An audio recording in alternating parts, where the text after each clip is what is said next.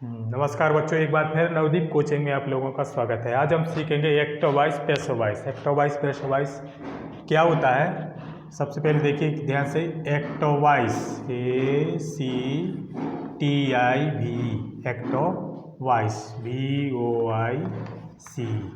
Active voice से passive voice में कैसे बदलते हैं, नोट कर जाना है, नोट कर दे। उसके बाद देखो ध्यान से, एक्टिव वॉइस को मतलब होता है कर्तवाच्य, कर्तवाच्य, कर्तवाच्य।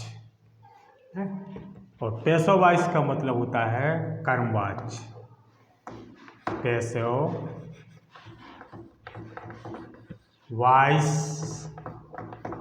पैसिव वॉइस का मतलब होता है कर्मवाच्य, कर्मवाच्य।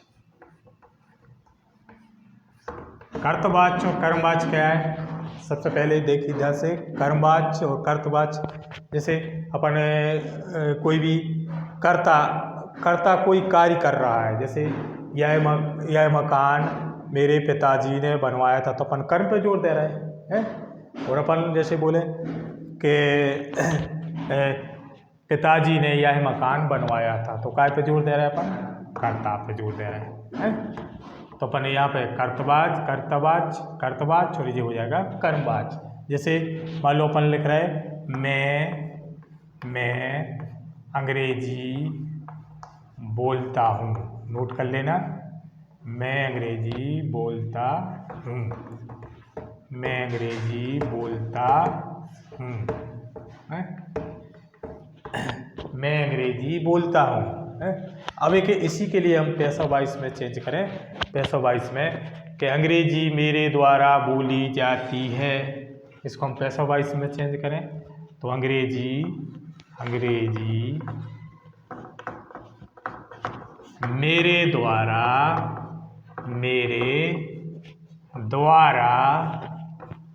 बोली जाती है। यहाँ पर देखिए कर्ता पे जोर दिया जा रहा है। कर्ता पे मतलब मैं अंग्रेजी बोलता हूँ, और यहाँ कर्म आगे आ गया। यहाँ कर्ता आगे है और यहाँ कर्म आगे है। तो सब इसको इंग्लिश में कैसे लिखेंगे, इंग्लिश में देखिए ध्यान से। मैं अंग्रेजी बोलता हूँ, आई स्पीक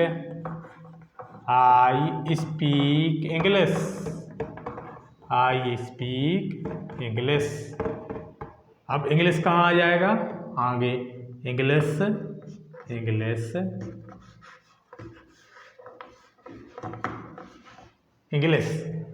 ऑब्जेक्ट कहाँ गया, आगे। अब यहाँ देखिए, यहाँ सिंपल प्रेजेंट है तो साई हेल्पिंग वर्ब लगाते नहीं है, तो इसलिए, लेकिन यहाँ पर इज साई क्रिया का लग जाए, is. English is spoken by, I को क्या हो जाता है, मी, आई का me. English is spoken by me, अंग्रेजी मेरे द्वारा बोली जाती है। अब जैसे आई का क्या हो जाता है, जब अपन सब्जेक्ट से ऑब्जेक्ट में चेंज करते हैं तो ये कैस है, कारक है, तो आई का हो जाता है मी। ही का क्या हो जाता है, ही का हो जाता है हिम, ही का हिम। और सी का क्या हो जाता है, सी का हो जाता है हर, सी का हर।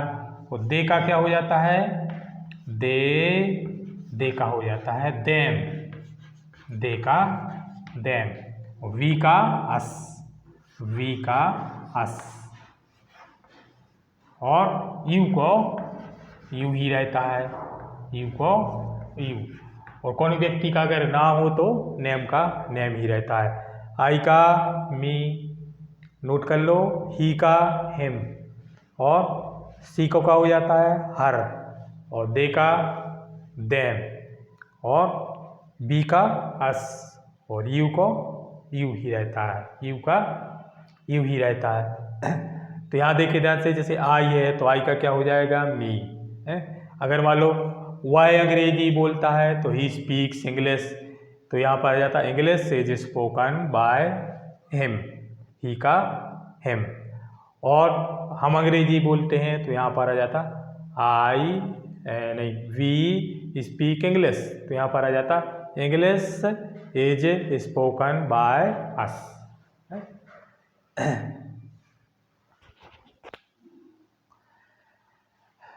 तो समझ में आ गया होगा। एक्टिव वॉइस, एक्टिव वॉइस का मतलब होता है कर्ता पर जब हम जोर देते हैं, कर्ता पर हम जोर देते हैं तो यहाँ पर आ जाएगा आई स्पीक इंग्लिश, और यहाँ पर आ जाएगा English is spoken by me.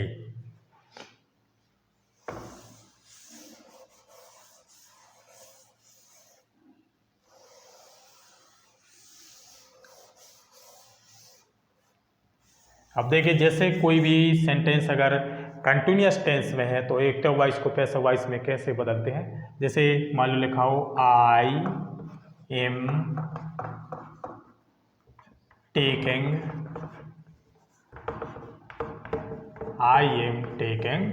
T, I am taking tea.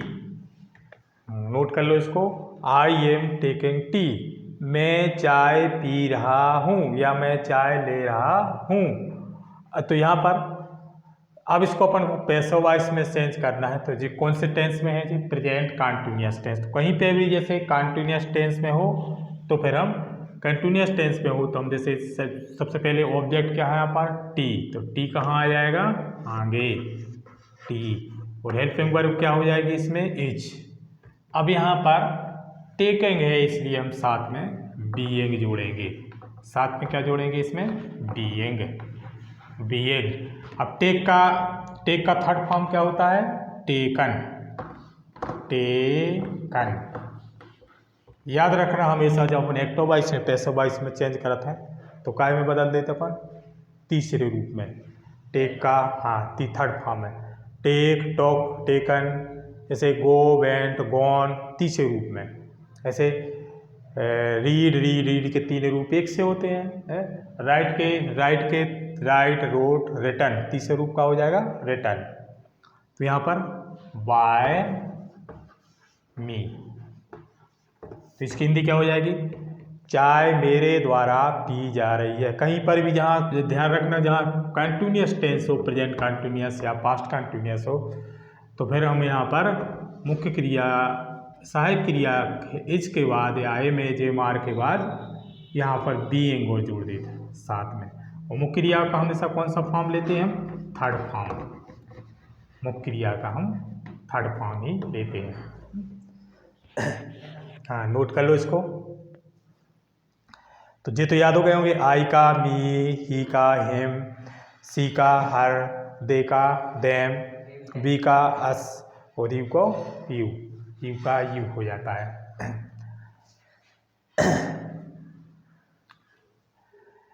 तो और एक बात और ध्यान रखना, जैसे कोई पास्ट टेंस में हो, पास्ट टेंस में हो तो हम इज की जगह पर क्या लगाते हैं बाज या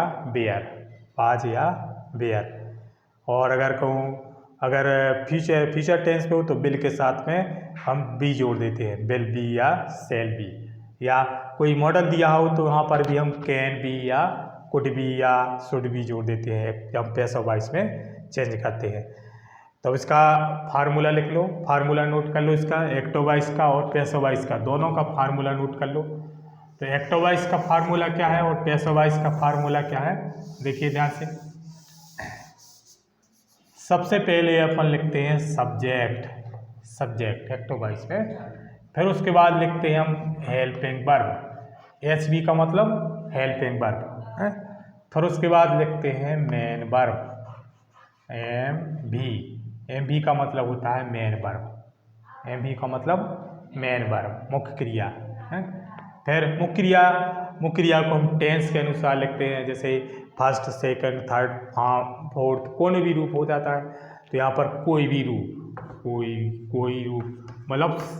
कोई रूप मतलब ज़रूरत के हिसाब से कोई रूप। अब कोई ऐसा नहीं, कोई भी जैसे प्रेजेंट सिंपल प्रेजेंट है तो फर्स्ट फॉर्म रखेंगे, पास्ट सिंपल है तो हम वहाँ पर सेकंड फॉर्म रखेंगे, कंटिन्यूअस है तो हम फोर्थ फॉर्म रखेंगे, मतलब आईएनजी रूप रखेंगे है?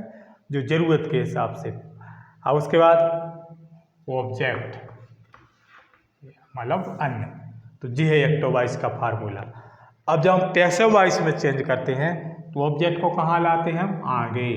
ऑब्जेक्ट कहाँ आ जाता है? आगे। फिर हाँ एच बी का मतलब होता है हेल्पिंग वर्ब। एच बी का मतलब होता है हाँ हेल्पिंग वर्ब, सहायक क्रिया। अभी हम हिंदी में लिखवाएं जरा इसको। ऑब्जेक्ट, फिर उसके बाद हेल्पिंग वर्ब, हेल्पिंग वर्ब माने सहायक क्रिया।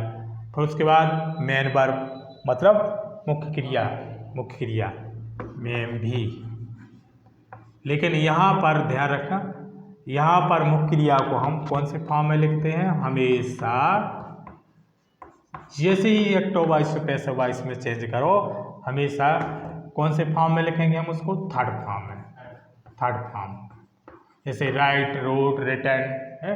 राइट, रोट, रिटर्न, तीसरा रूप क्या हो जाएगा? रिटर्न। और फिर उसके बाद वाई और सब्जेक्ट। हाँ इसको हिंदी में भी नोट कर लो, हिंदी में नोट कर लो। देखिए सब्जेक्ट का मतलब होता है कर्ता। सब्जेक्ट का मतलब क्या होता है? कर्ता।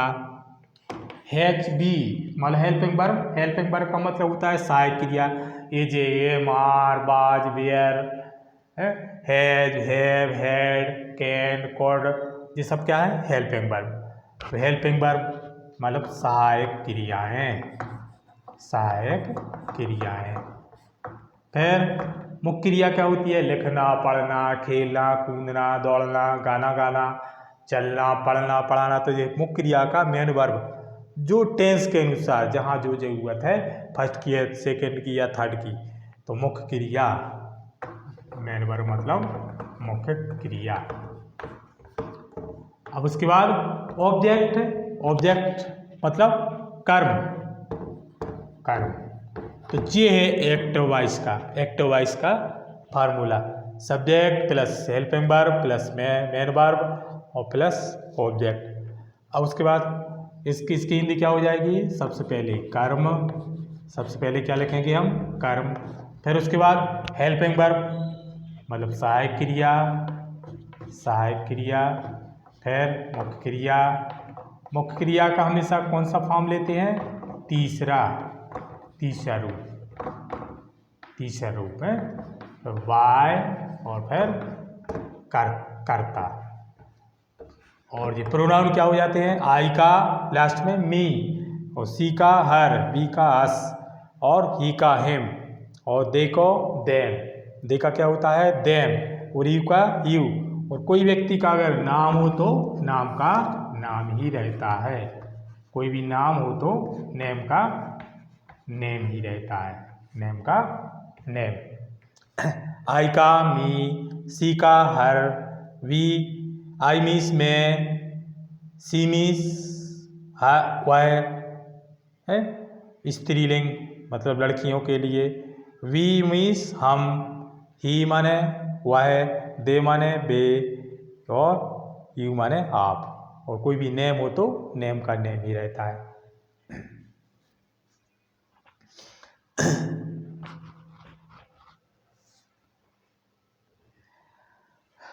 तो ये फार्मूला ध्यान रखना है इसके। Subject plus helping verb plus main verb, फिर उसके बाद ऑब्जेक्ट। और पैसिव वॉइस का फार्मूला क्या है? Object, helping verb. Helping verb ध्यान रखना जैसे कंटिन्यूअस टेंस हो तो कंटिन्यूअस टेंस में सहायक क्रिया के साथ में हम बीइंग जोड़ देते हैं।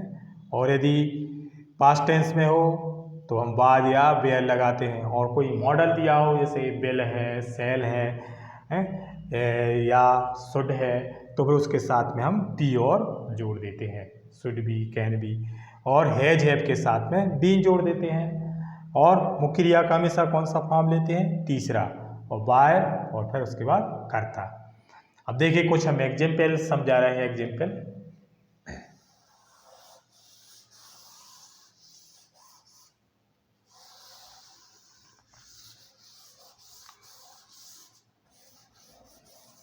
एग्जाम्पल देखिए ध्यान से। एग्जाम्पल जैसे जैसे जैसे लिखा हो राम पत्र लिख रहा है, लिख रहा है। अब उसके बाद इसको हम पैसिव वॉइस में चेंज करें तो पैसिव वॉइस में हो जाएगा पत्र राम के द्वारा लिखा जा रहा है, लिखा जा रहा है। तो यह एक्ट ऑफ वॉइस, यहाँ पर राम करता है, एक्ट राम क्या कर रहा है, पत्र लिख रहा है, और यहाँ पत्र राम के द्वारा लिखा जा रहा है। तो यहाँ पर जब हम एक इंग्लिश में इसको चेंज करेंगे एक्ट ऑफ वॉइस में, तो सबसे पहले लिखेंगे हम, सबसे पहले राम, सबसे पहले क्या लिखेंगे, राम। हेल्पिंग वर्ब क्या आ जाएगी इसमें, इज। प्रेजेंट कंटिन्यूअस में अगर राम पत्र लिख रहा था तो यहाँ पर बाज आ जाता, यहाँ पर बाज, लेकिन जब प्रेजेंट टेंस में है इसलिए हम इज। अब लिखने को क्या बोल, राइट, राइट का आईएनजी रूप क्या हो जाएगा, राइटिंग। कंटिन्यूअस टेंस में हमेशा वो क्रिया को कौन से फॉर्म में लिखते हैं, आईएनजी रूप में, writing. A letter, Ram is writing a letter. अब आ लेटर कहाँ आ जाएगा, आगे, आ लेटर आगे आ जाएगा। तो सबसे पहले यहाँ पर आ लेटर इज, एक पत्र है, अगर एक से अधिक पत्र होते तो यहाँ पर क्या आ जाता, आर। बीइंग रिटन, राइट को थर्ड फॉर्म क्या होता है, रिटन बाय राम, नाम का नाम ही होता है, नेम का नेम। तो यहाँ पर आ जाएगा a letter is being written by Ram. इसको भी नोट कर ले, Ram is writing a letter, a letter is being written by me. और उसके बाद ध्यान रखना यहाँ पर जो लेटर्स, जैसे लेटर्स होता तो हम हेल्पिंग वर्ब क्या लेते थे, आर। लेटर्स होता अगर तो हेल्पिंग वर्ब आर लेते। कई एक और, अगर एक वचन सिंगुलर में है तो इज लगाओ, और बहुवचन मतलब प्लूरल में हो तो फिर आर लगा देते हैं। और पास्ट टेंस में अगर हो तो सिंगुलर में हो तो इज लगाएंगे, और प्लूरल में हो तो वेयर लगाएंगे यहाँ पर। तो यहाँ पर आ जाएगा a letter is being written by Ram, Ram is writing a letter is being written by Ram. अब उसके बाद देखिए, जैसे कोई भी अगर जैसे लिखा हो,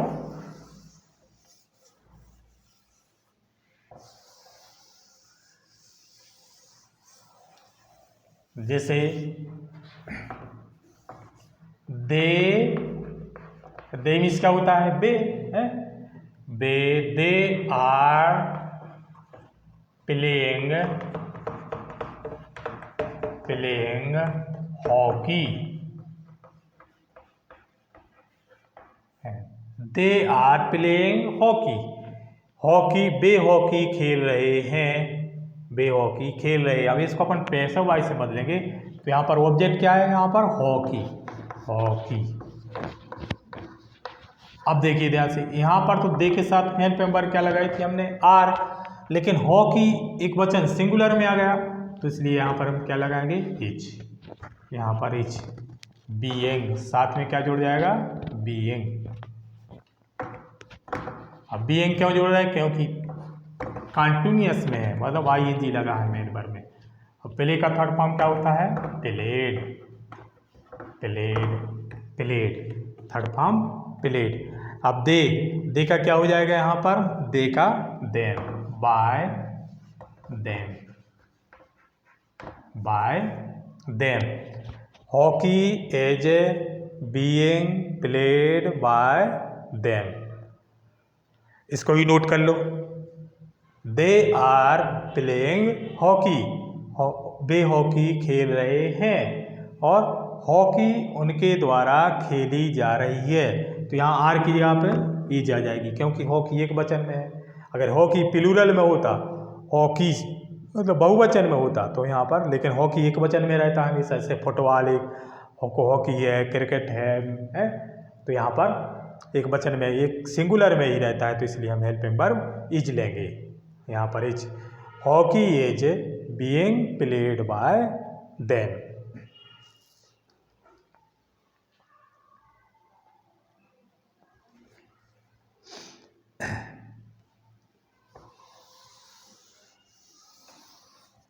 अब उसके बाद जैसे कोई भी जैसे लिखा हो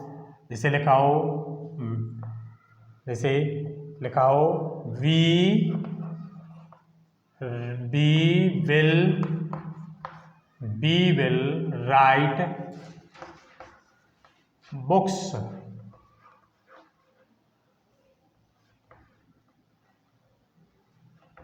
है, हम पुस्तकें लिखेंगे, इसको फ्यूचर टेंस में है? तो मॉडल लगा है बिल है, कैन है, सेल है, तो उसमें फिर वहाँ पर हम एक पैसिव वॉइस में बी और जोड़ देते हैं।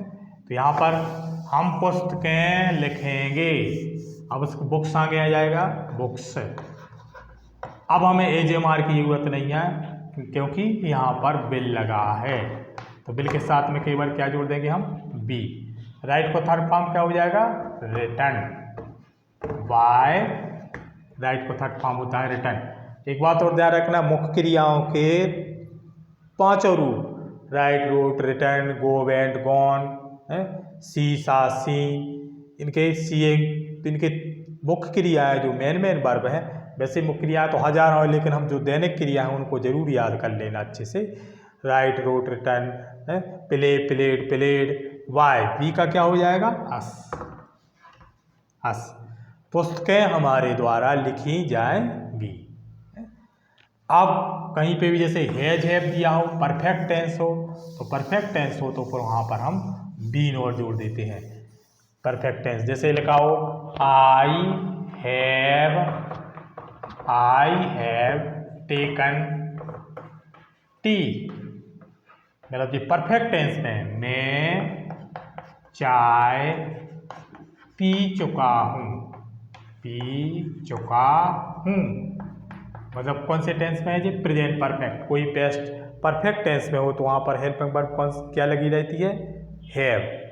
तो फिर जैसे ही हम पैसिव वॉइस में बदलेंगे तो वहाँ पर बीन और जोड़ देंगे, तो टी कहाँ आ जाएगा पैसिव वॉइस में, आगे, T has been.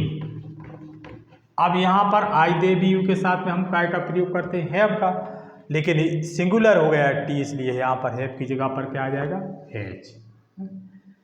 T has been taken, take का थर्ड फॉर्म क्या होता है, टेकन, दिया ही है, बाय मी। चाय मेरे द्वारा पी जा चुकी है। तो इस तरह से हम एक्टिव वॉइस से पैसिव वॉइस में चेंज करते हैं। अब आने वाले क्लास में हम आप लोगों को और भी इनके विस्तार पूर्वक समझाएंगे। जैसे क्वेश्चन, कोई भी क्वेश्चन होते हैं तो क्वेश्चन को कैसे एक्टिव वॉइस से पैसिव वॉइस में बदलते हैं, और जहाँ पर कोई भी जैसे जहाँ पर सब्जेक्ट ऑब्जेक्ट की कहीं सब्जेक्ट की ज़रूरत नहीं पड़ती, वो भी हम आप लोगों को समझाएंगे। तो फार्मूला ध्यान रखना एक्टिव वॉइस और पैसिव वॉइस का, और आई का मी, सी का हर, बी का अस, ही का हेम, और दे का देम, यू का यू, और नेम का नेम। जी ध्यान रखना। वीडियो कैसा लगा इसके लिए कमेंट जरूर करना, और जो बच्चे चैनल पर नए हो चैनल को सब्सक्राइब जरूर कर लेना। थैंक्स।